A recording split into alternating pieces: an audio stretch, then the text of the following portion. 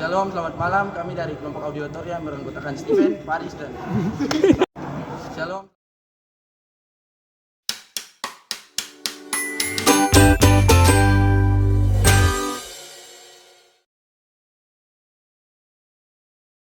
Shalom, kami dari kelompok Audiotoria beranggotakan Steven, Faris, Bill, dan saya sendiri akan memaparkan tentang materi kami.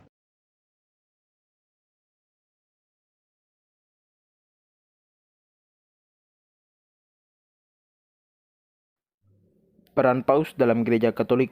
Gereja Katolik didirikan oleh Yesus Kristus dan sejak awal memiliki peran penting dalam memimpin dan mengatur gereja. Salah satu aspek yang unik dalam gereja ini adalah peran Paus. Pertama, kekuasaan dan tanggung jawab Paus. 1. Kepala spiritual. Paus adalah pemimpin spiritual dan pembimbing rohani bagi umat Katolik. Kedua, pengajar kebenaran. Paus memiliki otoritas untuk mengajarkan dan mempertahankan ajaran-ajaran Katolik. Ketiga, pengatur gereja. Paus bertindak sebagai pengatur gereja dan menyelesaikan pertikaian gerejawi. Yang keempat, pelindung iman. Paus melindungi iman Katolik dari aliran-aliran sesat dan pemahaman yang keliru. Kedua, pengaruh Paus dalam doktrin gereja. 1. Penentuan doktrin. Paus memimpin dalam penentuan doktrin gerejawi dan menghasilkan kebenaran iman. Kedua, infabilitas Paus. Keyakinan bahwa Paus tidak bisa salah dalam masalah-masalah iman dan moral yang dianggap sebagai kebenaran yang diwariskan dari rasul-rasul Yesus Kristus. Ketiga, perkembangan doktrin. Paus berperan dalam pengembangan dan penjelasan doktrin gereja seiring berjalannya waktu. Yang ketiga, Paus dan hubungannya dengan negara. Keunikan politik. Paus memiliki status politik sebagai kepala negara Kota Vatikan. Kedua, hubungan diplomatik. Paus menjalin hubungan diplomatik dengan banyak negara di dunia, mempengaruhi diplomasi global. Ketiga, pengaruh politik. Paus membawa moral yang kuat dalam politik dunia dan isu-isu sosial. Keempat, peran Paus dalam ekumenisme. 1. Dialog antaragama. Paus berperan aktif dalam menjalin dialog dan kerjasama dengan pemimpin agama lain untuk mempromosikan perdamaian dan persatuan. Kedua, kedekatan dengan dominasi lain. Paus berusaha membangun hubungan yang lebih dekat dengan gereja-gereja non-Katolik, terutama dalam jaringan ekumenis sedunia. Ketiga, persatuan Kristen. Paus mendorong persatuan Kristen dan berupaya mengatasi perpecahan antar denominasi.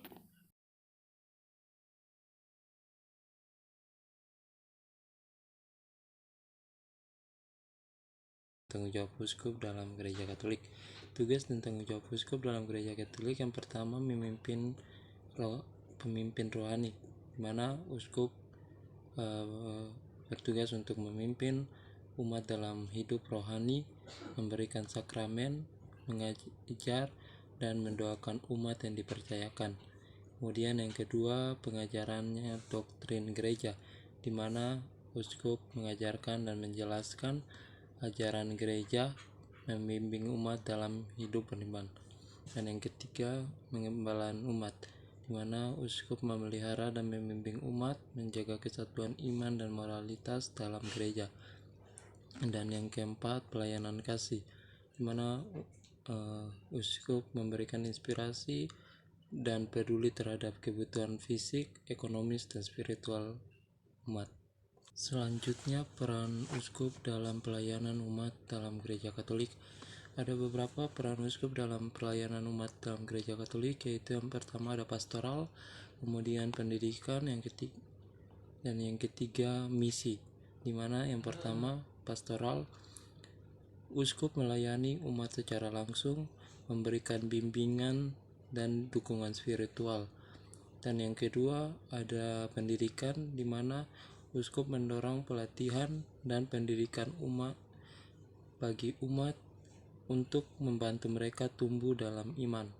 Dan yang ketiga, misi, di mana uskup melakukan misi keagamaan untuk memperluas iman dan berbagai Injil kepada mereka yang belum mengenal Kristus. Untuk kita ketahui bersama bahwasanya jabatan uskup itu berasal dari tradisi gereja perdana, di mana dalam sejarah uskup menjadi pemimpin lokal yang mengawasi komunitas Kristiani dan menjaga kesatuan dalam iman. Di mana uskup ini dia memiliki peran sentral dalam gereja Katolik. Dia bertanggung jawab atas pengawasan dan pengelolaan gereja serta pelayanan rohani kepada umat.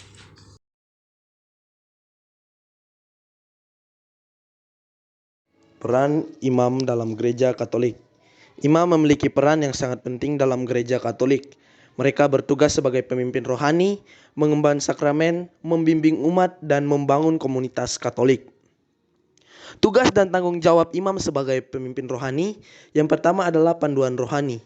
Imam bertugas mengarahkan umat dalam memperdalam iman, menjaga tradisi gereja, dan mengajarkan doktrin Katolik.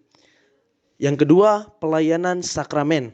Mereka memberikan sakramen penting seperti ekaristi, baptis, penguatan, dan pengampunan dosa. Yang ketiga, pemimpin doa. Imam memimpin doa masyarakat dalam misa, bekerja sebagai perantara dengan Allah dan membimbing umat melalui doa dan liturgi. Selanjutnya, liturgi Katolik dan peran imam. Yang pertama, persiapan upacara. Imam bertanggung jawab dalam merencanakan dan mempersiapkan liturgi agar sesuai dengan pedoman gereja. Yang kedua, pemimpin misa. Mereka memimpin misa dengan membaca tulisan suci, memberikan khotbah, dan mengarahkan umat dalam ibadah. Yang ketiga, pelaksanaan sakramen, di mana imam menjadi perantara dalam melaksanakan sakramen-sakramen seperti perkawinan, sakramen pengurapan orang sakit, dan pemakaman.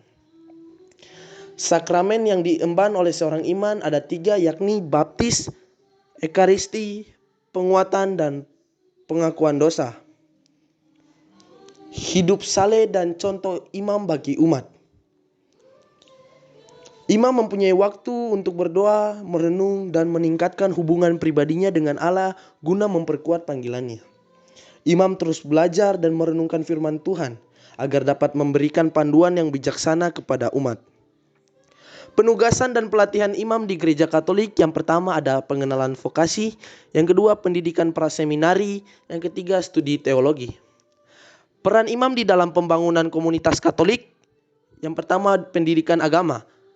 Di sini imam terlibat dalam memberikan pendidikan agama kepada umat Katolik dalam pembinaan iman dan moral. Yang kedua ada pastoral keluarga, di mana imam membimbing keluarga Katolik dalam membangun kehidupan bersama yang kuat dan bermakna. Ketiga, pejabat pusat komunitas, di mana imam mengkoordinasi dan memfasilitasi kegiatan dan inisiatif komunitas jemaat. Peranan biarawan dan biarawati dalam gereja Katolik. Peranan penting yang dimainkan oleh biarawan dan biarawati dalam gereja Katolik adalah kunci untuk memahami kehidupan religius dan dedikasi mereka dalam melayani Tuhan dan umatnya. Pengertian biarawan dan biarawati dalam agama Katolik. Biarawan dan biarawati adalah individu yang telah memilih untuk hidup dalam komunitas religius, mengabdikan hidup mereka kepada Tuhan melalui 3 janji, yaitu kemiskinan, kesucian, dan ketaatan. Sejarah biarawan dan biarawati dalam agama Katolik. Biarawan dan biarawati dengan bangga mewarisi tradisi monastik yang memiliki akar sejarah yang kaya. Mereka oleh zaman dan budaya memiliki pelajaran berharga tentang hidup yang religius dan spiritual. Peranan biarawan dalam gereja Katolik. 1. Kehidupan doa. Biarawan mengabdikan waktu mereka untuk berdoa dan memuji Tuhan, sehingga memelihara dan memperdalam hubungan mereka dengannya. 2. Menjadi teladan. Biarawan menjadi teladan bagi umat Kristiani dalam hidup yang sederhana, melayani, dan tunduk. 3. Pelayanan liturgi. Biarawan terlibat langsung dalam menjalankan pelayanan liturgi gereja, seperti misa dan ibadah lainnya. Peranan biarawati dalam gereja Katolik. 1. Pendidikan.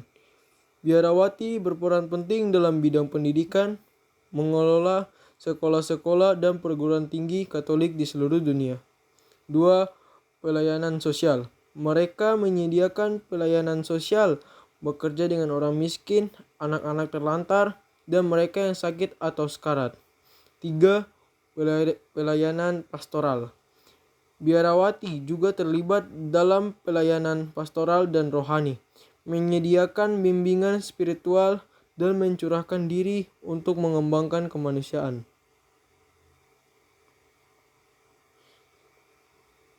Kesetaraan peran biarawan dan biarawati dalam Gereja Katolik.